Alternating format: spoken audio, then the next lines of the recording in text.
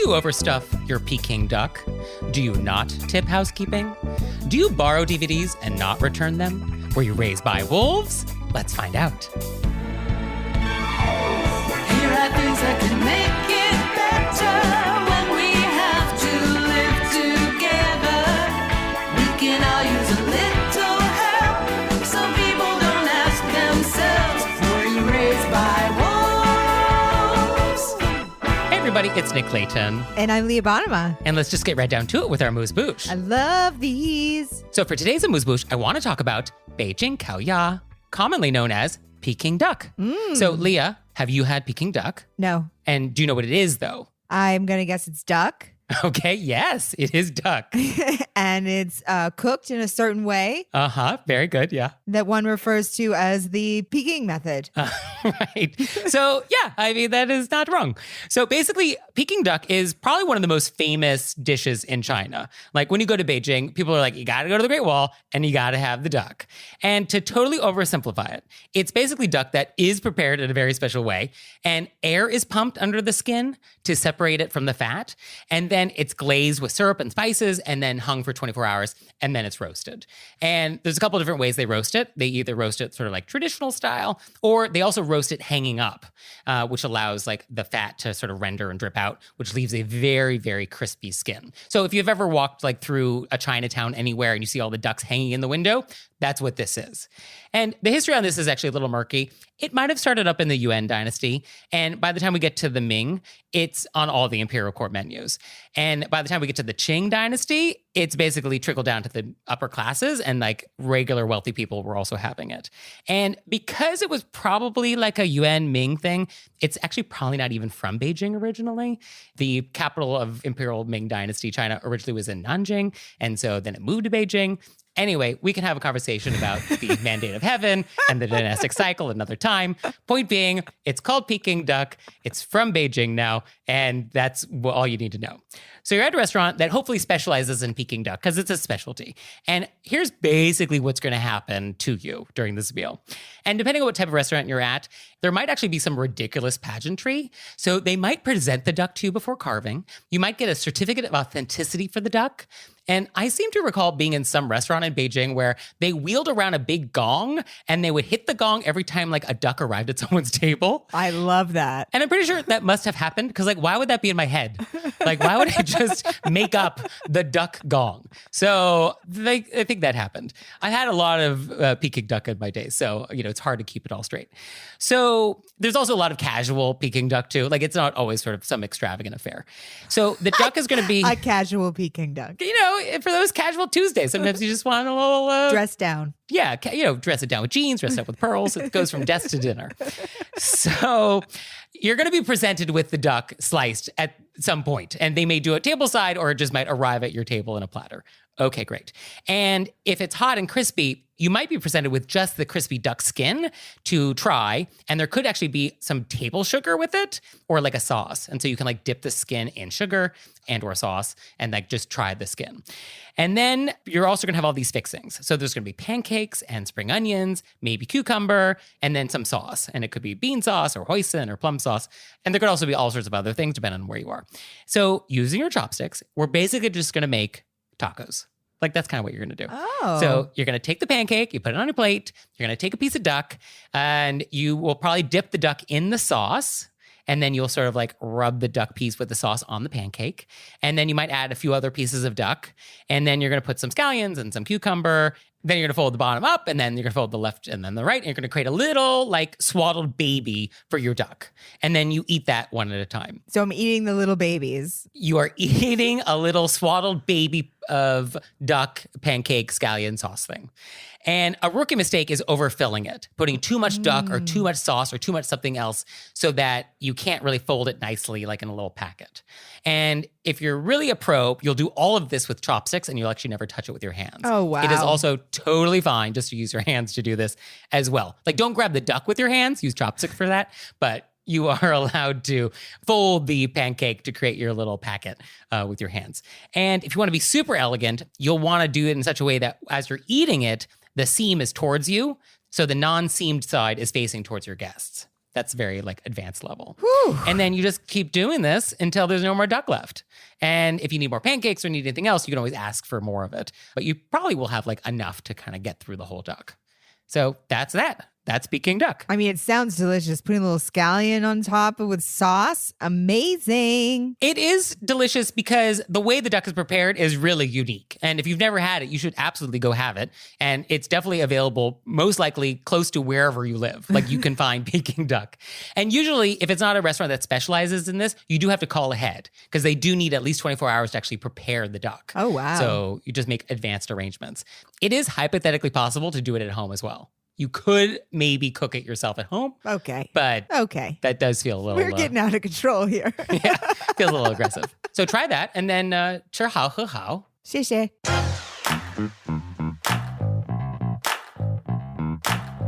And we're back, and now it's time to go deep. Very deep, very helpful. So for today's question of etiquette, I want to talk about staying at nice hotels. I realize when I say very deep, very helpful, meaning can't wait for Nick to let us know what's appropriate.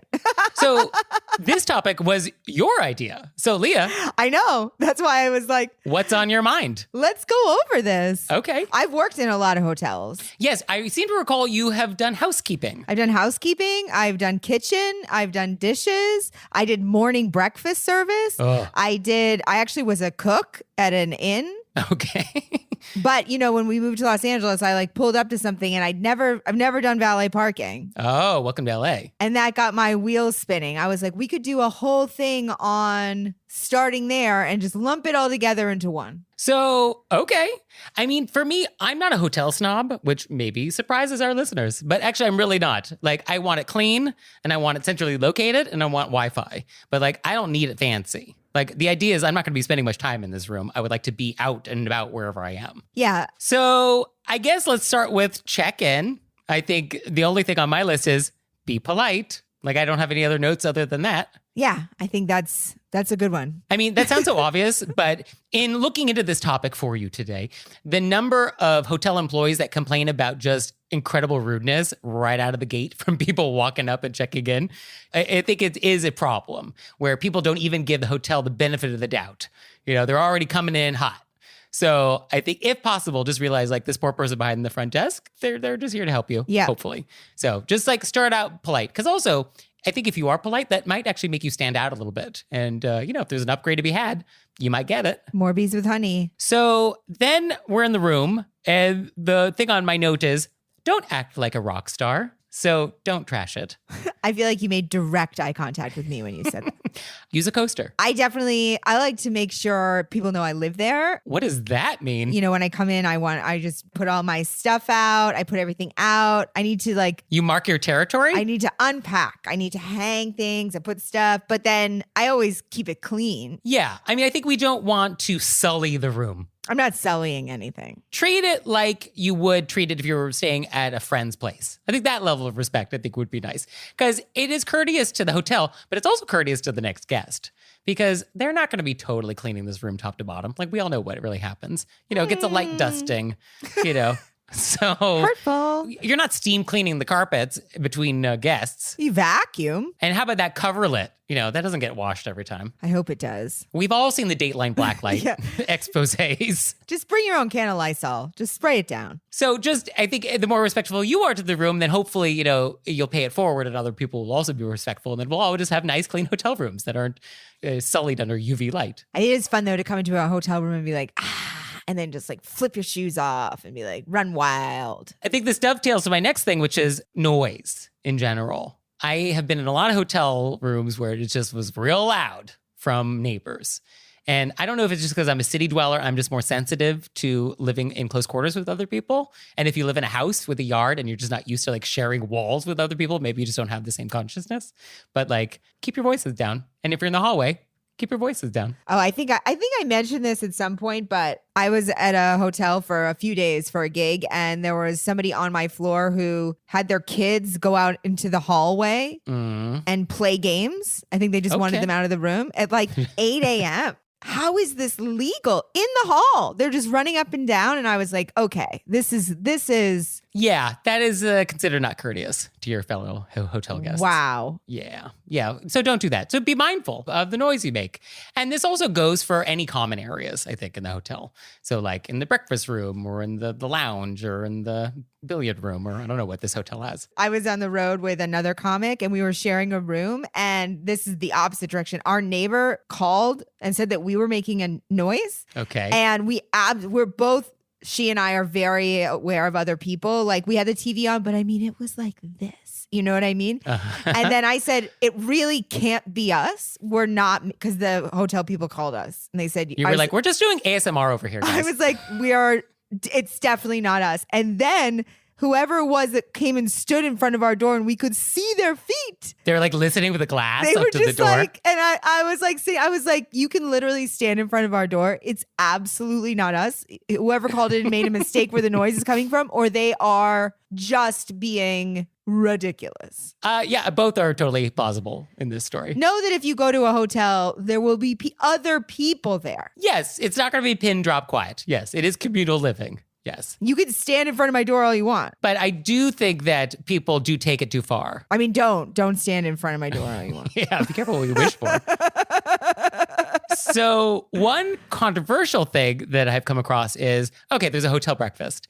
Is it okay to take food back? Oh, I saw that and I was like, I'm coming down on the wrong side of history with this one. I know it. I mean, there's kind of no right answer, quote unquote. I mean, there's a lot of different thoughts. One thought is like, I paid for it. I'll take what I want. The other thought is like, no, that's only for enjoyment in that room during the 90 minutes you're allowed to be at breakfast. And you're not allowed to like make a second meal out of it. You're not allowed to turn it into also lunch. So there's sort of some gray area in the middle. Yeah. I mean, I've worked in a lot of breakfast scenarios at hotels and I never had a problem if somebody like grabbed an extra Danish or a fruit, you know? If somebody made like a whole other, like a stack of pancakes and then took 3 boxes of cereal and then like put some juice boxes under their arms and went up to their room, that might be a little, you'd be like, you're pushing it. Right. Really pushing that. Yeah. I mean, I think acceptable, a cup of coffee to go. I think totally allowed. I think you have at it. A banana, I think I'll give you a banana. Like you can take a banana with you. I'll give you an orange or an apple. Any fruit, any single serving fruit. Okay. I think Danish for the road. Okay. If it's a breakfast item. Yeah. If it's a breakfast pastry. I think anything that is considered a lunch item, I think maybe that's pushing it. So if you assemble like cold cuts and bread and like create a sandwich for later. Well, if you do, you better roll that in a napkin, slip it in your purse when nobody's looking. Right. Yeah. But it is definitely on all like the frequent flyer forums online. Like this is a big topic and a lot of different thoughts about it. I would just say, be mindful that this is still a business. And so just know, when you're taking advantage a little bit, know that you could be doing that maybe. I wouldn't pick up the entire fruit ball and be like, oh, I guess I can just take this whole thing. Yeah. And then walk out. That would be too far. Too far. The whole thing with the bowl. Yeah, with the bowl. Like I'm keeping this too. Yeah. Keeping the porcelain. This was a part of my breakfast, right? I get the bowl.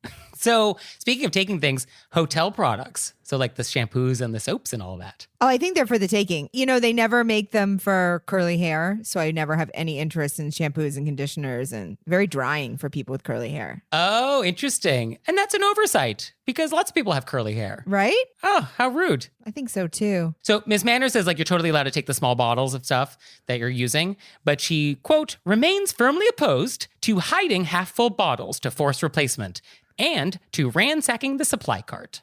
So I guess, don't take advantage there too, I guess, is her point. Also, if it's a huge hotel chain and you like want some extra conditioner because you need it, I don't think anybody cares if you grab one. Yeah, I mean, if it's Marriott International, Yeah. I mean, like take another bottle, right? But I think if there's the cart in the hallway, like that is not there for the taking. A lot of times I'll need extra coffee because I plow through it like nobody's business. And the person will be in the hall with the cart and I'll see her and I'll go, hey, do you mind if I grab some coffee? And she's like, take what you want. That's fine, yes. But I think like if there's an abandoned cart, an unsupervised cart, like do you just take it? You put on like a black hat with holes for your eyes and then you sneak up and take things. I think it's nice to tell people or just ask. You say, hey, can I grab, I'm in room 14F. Can I grab blankety blank? And they're going to be like, yes, no worries. Yeah, no, they're going to say yes. But yeah, I think that's nicer than just like taking it, because then it does feel a little bit like stealing. Yeah, I think if you make yourself known that you're there, it's going to be totally fine. But definitely don't take stuff like the shoe shine bags or the laundry bags or the coffee maker. The hair blow dryer, like those things, I think not for. Yeah, don't take anything bolted down. Although I've been in hotels where they've made a note in the bathroom that's like, feel free to take the amenities, but not hair dryer. I've seen notes like that. I mean, I'm like, what are people doing? Just ripping them off the walls? they're usually like attached. They're attached and they're not even plugins. They're like into the wall. But if they're not, like, don't take that. Yeah, don't take that. Or the iron. Don't take the bed, You made the bed. the curtains. Oh, these would look good in my place. But the bathrobe is also not something to take. And hotels are on to you, and there's usually like a little thing on it, which is like, if you would like this bathrobe, it's only $69.95 or whatever. Yeah, they will charge you. Yes. And speaking of the bathrobe, if we're going to breakfast, I think we don't wear the bathrobe to breakfast. I think we put on clothing. I mean, I would never think of it because it would seem very. Oh, I've seen it. I've definitely seen it. But I think if I saw it, I would think, wow, that person is comfortable. I would definitely think that they're comfortable. Yeah. A little too comfortable, maybe. I'm always up for celebrating people who are just living their truth. Yeah. So don't when it comes to bathrobe at breakfast, I guess. I think you should wear your bathrobe when you open the door for room service. So I think that's nice. I don't think we want to like open the door in our boxers. Yeah, I think it's very nice to like look clothed. Cover up a little bit. Yeah. And speaking of room service, I guess the only thing to note is like, what do you do with the tray when you're done? I think you're supposed to put it on the hall. So I think it depends on where you are. Like on a cruise ship, when like the halls are very narrow, I think you have to call and have it like fetched. I don't think they want it just like left in the hallways. Okay, I wasn't even factoring a moving hotel into this. I mean, But it's a very good point. we're talking about hotels. No, it's a very good point. I mean, for me, I always call and let them know that I'm setting it outside so that someone can pick it up. And I think most hotels do prefer to just be alerted when you're done so that they can just come by and grab it. Or if it's like that whole like wheelie thing that sometimes happens with room service, like they come in with like a whole table, then yeah, I definitely want that out of my room. I had one of those once. It was actually the first time I came to LA and it was so exciting. It was my first time getting the full wheelie. It was exciting. Yeah. You're like, oh, it's a metal thing with a cloth on it. Yeah, I do. I get very excited. It doesn't take much. No, and that's one of the things I enjoy about myself. So housekeeping. Let's talk about it. Let's talk about it. I think this is I think a lot of people's anxiety around hotels or what's the right thing to do. How do you leave the room when you check out? I put the towels that have been used in a pile, Yeah. probably on the bathroom floor, wherever the tile is. Right. Because I don't want to leave it on the rug. And then I pull up the bedspread just to make it look, they're going to have to change the sheets, but I just don't like to leave it all. And then I always leave cash in the room with like a little thank you note. Yeah. So I have been told that housekeeping likes when you bundle all the towels together, and they like it when the washcloth is like in the middle of all that, because that's like the wettest thing. So you want it in sort of a bundle where they can like grab it all in one scoop.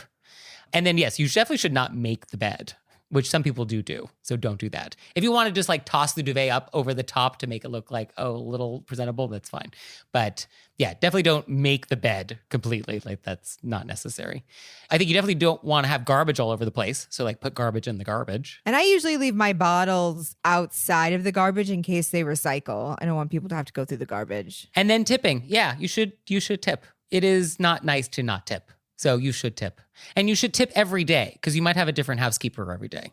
So the tip is not at the end of your journey. It's like every day that you're staying there. I think sometimes because I've stayed in places for long chunks and I put a do not disturb sign up because I'm going to be staying there and I really don't need things switched out every day. You can tip after a long chunk if you're not having people coming in and out. Well, I think you should tip every day that you're having housekeeping done. So if there's a day you just aren't having housekeeping because you have enough towels and you don't need it, then that's fine. But I don't think if you're staying in a hotel for 7 days and you had housekeeping 3 days, that you wait until the 7th day to tip. Have you been doing it wrong? I mean, I know I haven't been doing wrong. I worked in housekeeping. Most of the places where I stay, it's like I have the same person. Yeah, I mean, if you have the same person. I mean, my point is that you want to tip the person doing the service for you. So if you're able to achieve that, however you're going to achieve that, then that's wonderful. So if you know you're going to be seeing this person in 7 days and you want to tip them all at once, that's great. You know me, I'm making friends with everybody. Yeah, you definitely know everybody, yes. But you would just hate for like the day your checkout is like that person's day off and now there's somebody else who gets like your whole tip. Right. So we want to avoid that. And yeah, you want to leave it somewhere in the room that's sort of conspicuous and that it's very obvious that this is a tip. So you can leave it with a note, or you could leave it like on the bed or like on a pillow, which is very obvious. Well, usually there's a little envelope with people's name on it. There could also be that, depending on what kind of hotel you're staying in. Hey, I'm Yeah. Sarah. I'm going to be with you for the week. And you're like, thank you, Sarah. I guess I've seen that. Yeah, I guess that happens. You can tell I work a lot of casinos. I was going to say, this feels like a casino thing. I work a lot of casinos. So, and for the what to tip, isn't this a debate? But I think most people agree housekeeping is at least $2 a day. $5 a day seems to be average. Some people are pushing for $10 a day. I think it also really depends on know yourself. Like, did you need 900 extra things? Yeah. How much work did you create? Did you leave a huge mess? Yeah, that's a good point. Yeah. Although I have the feeling that the person that's the huge mess that caused the most problem is the person tipping the least. It's probably true. But So- I think I think that our listeners are much more self-aware. And they were like, you know what? I was a little bit messy. I'm going to throw down an extra whatever. Yeah. I think that is very courteous. So that's all I got on my list. Are we ready to go on vacation, Leah? I'm ready. We'll have separate rooms. I assume that you would be like, I need to be on the other side of the hotel as Leah because she's going to be talking to everyone. I'll actually be in a different property, but I'll see you in the morning.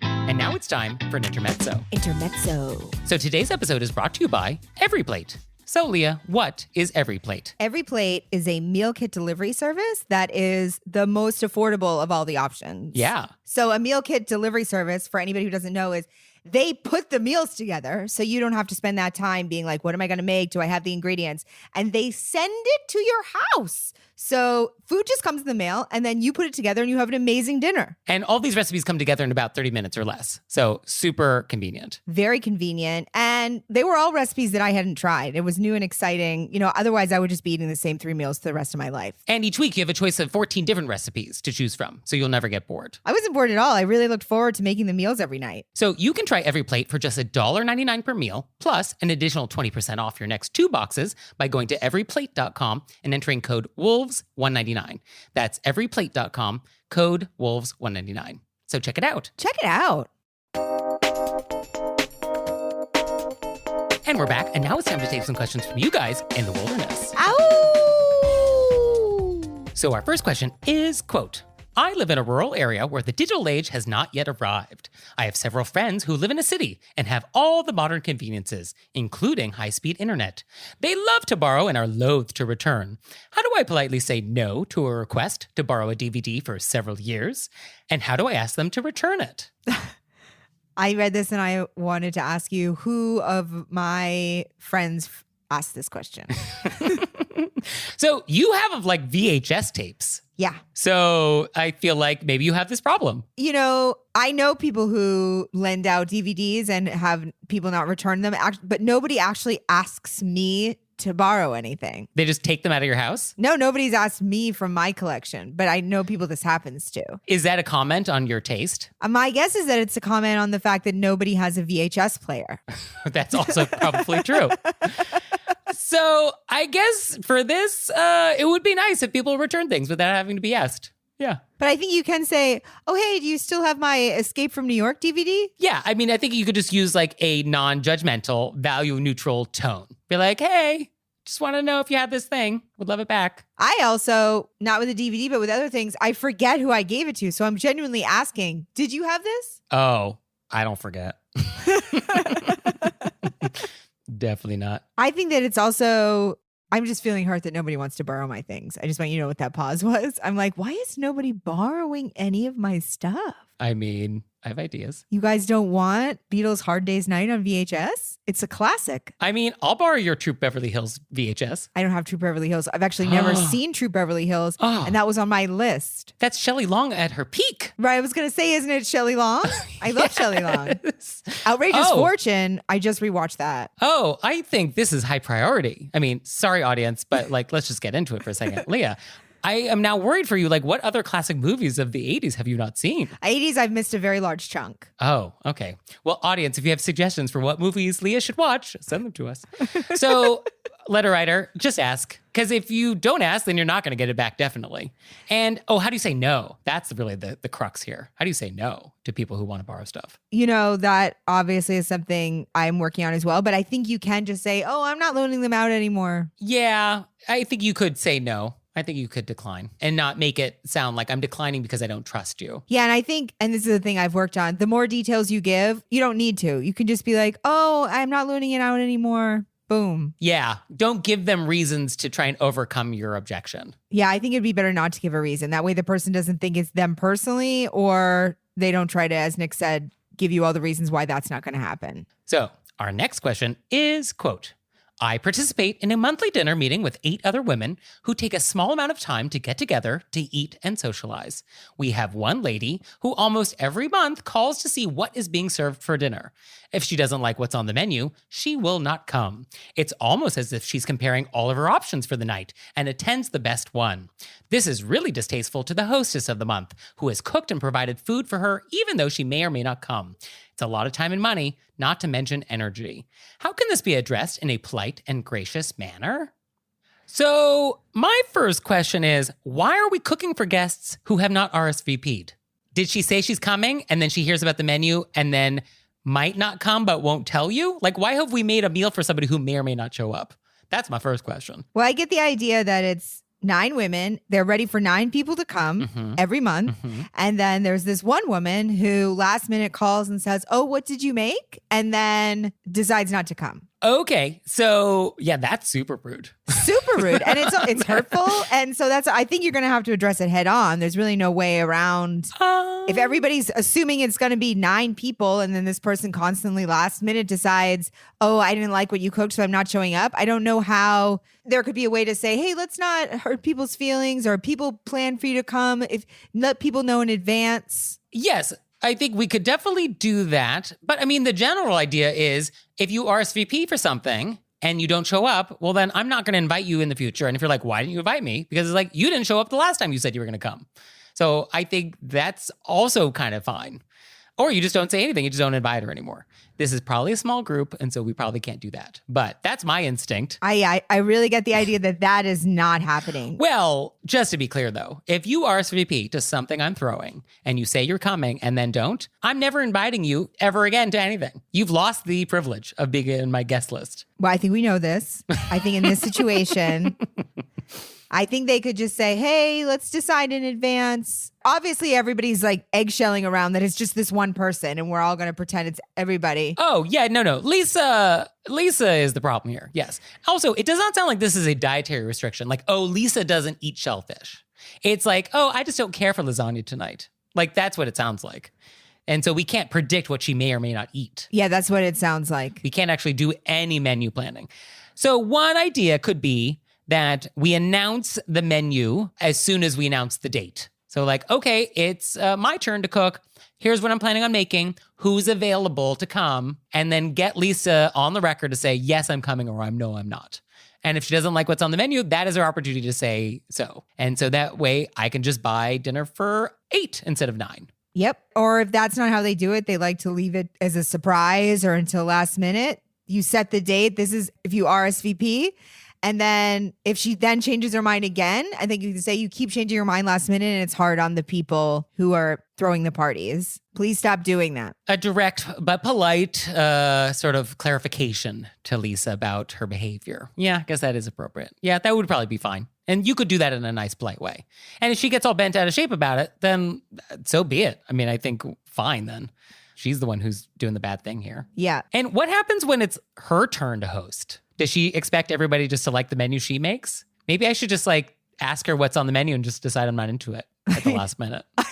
I feel like these ladies aren't going to do that. Like, I'm just not into moussaka right now. All of a sudden, all of the 8 of you boycott her and don't show up. But thank you. But I think a definite way to not do that first would be to get the RSVPs and then make it clear that people shouldn't change their RSVPs. Yes. And then go from there. Yes. And to be clear, like, I get that things happen. There are reasons why somebody can't show up, but like, that is not what's happening here. Yeah, that's not what's happening here at all. This is somebody who's just shopping for a better invitation. Obviously, things happen. That's totally different. Yeah, that's not even what we're talking about. Yeah. No, this is just somebody who's bad. Yeah, okay. Our next question is, quote, in our office break room, we have several ice cube trays in the freezer. There is also a bucket with a set of tongs, which the staff dump the frozen cubes into, and then refill the trays and replace in the freezer as needed. There is one unknown staff member who routinely takes cubes out of the trays and puts the half-empty trays back into the freezer instead of using the tongs and cubes from the bucket. My cubicle buddy and I have talked about this, and we can't decide if this is actually rude or if it just annoys us that someone isn't following the system. Thoughts? I was thinking about this because I'm not a person that this would bother me, but I was thinking about the person who is taking the ice out of the tray. Mm-hmm. And I thought maybe they actually are worried because I feel like what might be rude is that people touching things with their hands. Okay. But people taking out of the tray, they're just sort of touching their ice cube. And maybe the person who's taking from the tray is taking it from the tray because they're worried that the cubes in the bucket have been touched. Yes, I was sort of thinking along those lines that like Chad doesn't want your used ice. He wants fresh ice from the freezer. That's what he wants. Pre-touched. And so he wants that pristine ice for his beverages. So I think that is an explanation. And it is annoying. I can see why we're annoyed, why our letter writer is like, oh, this catches our eye. Like there's something wrong here. But yeah, when does annoying cross the line into being rude? I think it crosses the line into being rude when they should have taken whatever was left in the ice cube tray and refilled it. Yeah, I think I don't like half-used ice trays back in the freezer. I think I want the whole tray to be used and then we refill the whole tray and then put that in the freezer. Yeah. I don't like different levels of ice age in the same tray. Then maybe you should take your ice, dump the rest of it into the container, refill the tray. Oh, that would be nicer. Yes. So if we want pristine ice and we want the thing out of the freezer, we should take what we want, put the balance in the bucket and refill the whole thing and put it back in the freezer. Yeah, that is actually what should happen here. Yeah, I agree. Okay. How do we not know who this is? I feel like in every office, you know who's up to this. You think they really don't know who it is? I mean, they say they don't know. They're like someone unknown. I mean, I would probably just stand by the refrigerator and watch. Yeah, I would monitor. Absolutely. Yeah. I would just get like a team of people to monitor. I'd be like, I'm going to go in now. Obviously, I have to come back to my desk and work at some point. I would actually move the freezer to my cubicle. So then you have to come to my cubicle to get the ice. Yeah. But I would like our letter writer to find out who's doing this. Yeah, I think that's really my question here. Because when you find out who's doing it, you're going to get a better idea of why they're doing it. Yes. So we would like you actually to report back for an aftermath segment, and we will update our audience in terms of what was this person's true motivations. And then we will then determine whether or not it's rude or not. Yes. I love this. Okay, great. So do you have questions for us or want us to follow up on anything you've heard before? Let us know. You can let us know through our website, wereyourbaisedbywolves.com, or you can leave us a voicemail or send us a text message, 267-CALL-RBW.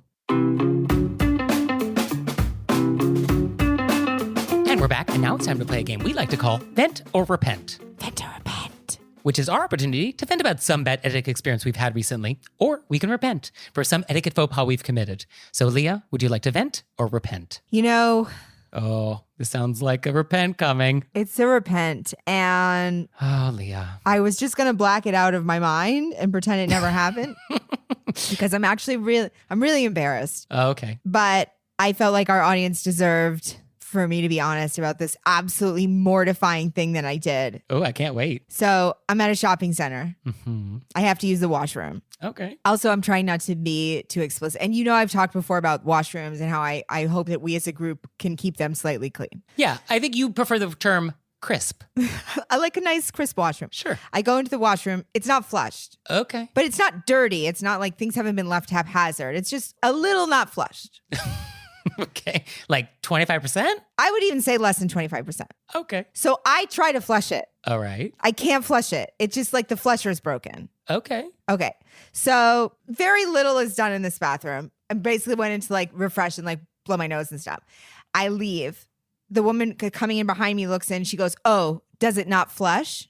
But she says it like, are you a gross person? She didn't say it like, Right. but I had spent time trying to flush this toilet. I really had dedicated, I'm a clean bathroom person.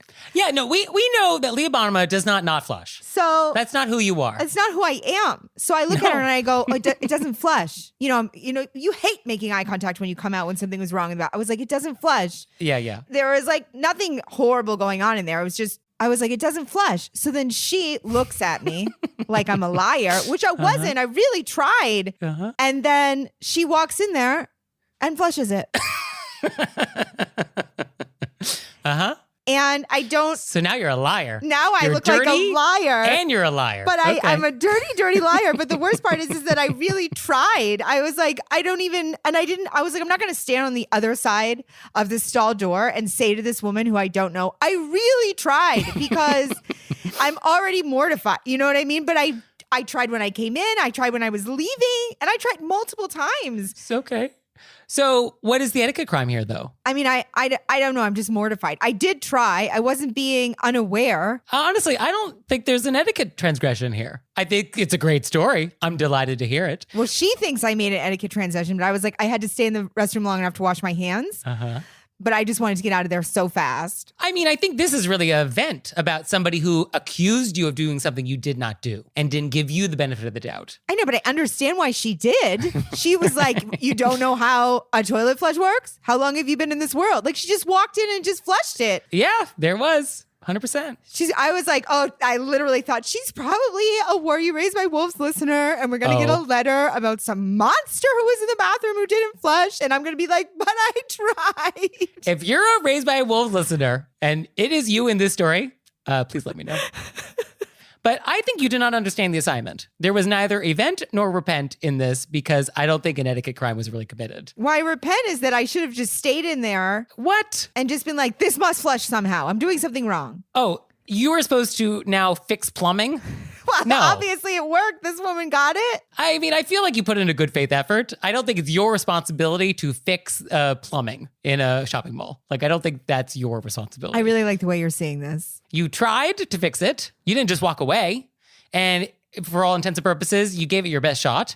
It was inadequate, but you tried. I think that's my repent, being inadequate in this situation. I like to, Okay. hit the top bar. I left the whole shopping place. I was like, we're leaving. So I think what you need to do is actually bring caution tape in your purse at all times. And should this ever happen to you in the future, you can basically tape the stall and indicate that this is out of order for anybody else. And then you immediately alert staff to immediately service the bathroom. That is the solution to this. Okay, great. Well, for me, I would like to vent.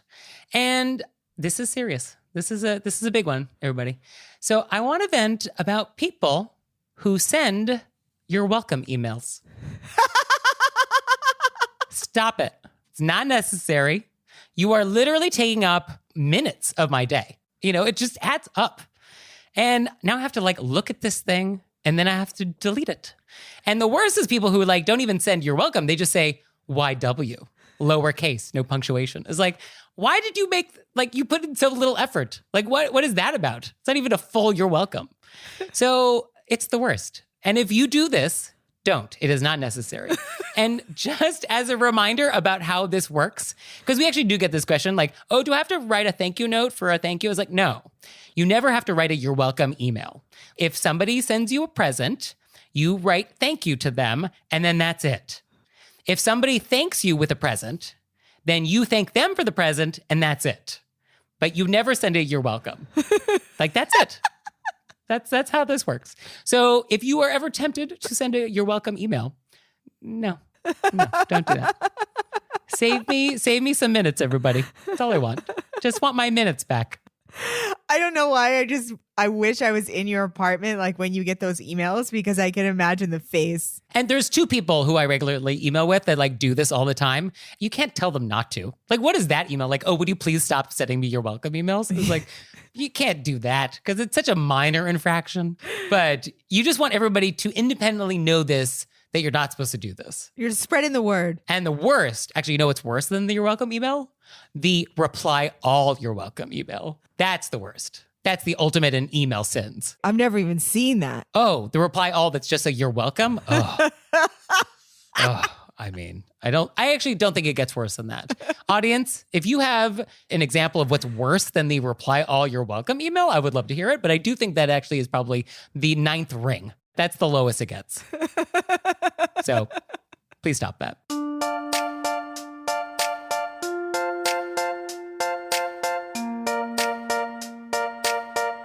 So Leah, what have we learned? I learned a phenomenal amount about Peking duck, but a thing that I think I'm just going to drop is that, I'll be like, oh, did you know that Peking duck really got going during the Ming Dynasty? Oh, sure. 한요 And I learned that you haven't seen one of the best films of the 80s. I haven't, and it's on my list, and I know that I am wrong for have not seen True Beverly Hills yet. Shelley Long, she's a treasure. She is a treasure. Well, thank you, Leah. Thank you, Nick. And thanks to you out there for listening. If I had your address, I'd send you a handwritten note on my custom stationery. He will. So for your homework this week, I want you to hit follow or subscribe in whatever app you use to listen to us, because there's an algorithm, and the more people that subscribe, the more likely that app is going to recommend our show to other people, and the more people who listen to our show, the more politeness there will be, and then we will achieve world peace.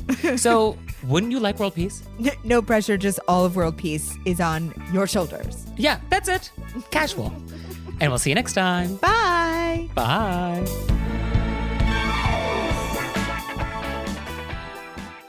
All right, Leah, it's time for Cordials of Kindness, the part of the show that you make us do, but I only give you 30 seconds to do it. Ready, set, go.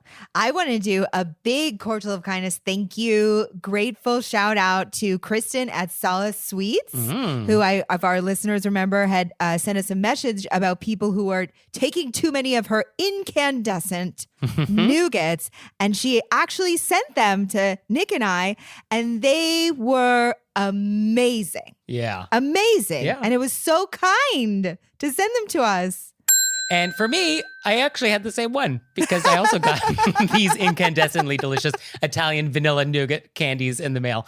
And the nougat sort of melted away, and then it became like the more nutty flavors kind of emerged. I kind of felt like Violet Beauregard eating the everlasting gobstopper, where it like takes you on a full flavor journey from start to finish. Like that's how I felt. Great reference. So it was delicious. And obviously the thank you notes are in the mail, but I cannot hurt to express our gratitude again here. So thank you for these. It was really a treat to open up my mailbox and find these. So thank you. Thank you. Such a treat. Oh, Leah, one more thing. What? Have you signed up for Patreon yet? I have. Me too. You out there, have you signed up for Patreon yet? No? Well, go to our website, wereraisedbywolves.com, click on monthly membership, check it out, because we would really appreciate it if you'd support our show. We love your support. We would. So please do that, and we'll see you next time. Bye. Bye.